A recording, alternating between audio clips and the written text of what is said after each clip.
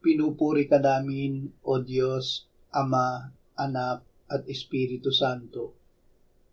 Salamat, Ama, na ibinigay mo sa amin si Jesus na iyong anak, na namatay para sa aming kasalanan, iyong muling binuhay, iniakyat at iniluklok sa iyong kanan sa langit.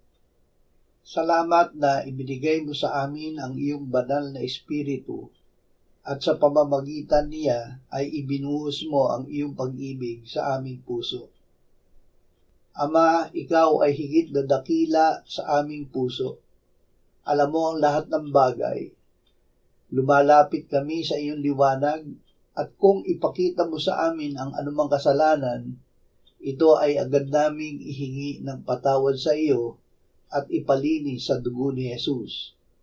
Sa pamamagitan ni Jesus ay mayroong kaming kapanatagan sa piling mo, kaya't ang lahat ay hihingi namin sa iyo sa panalangin. Salamat na kami ay iyong tutugunin kapag tinutupad namin ang iyong mga utos at ginagawa ang mga bagay na kalugod-lugod sa iyo. Amen.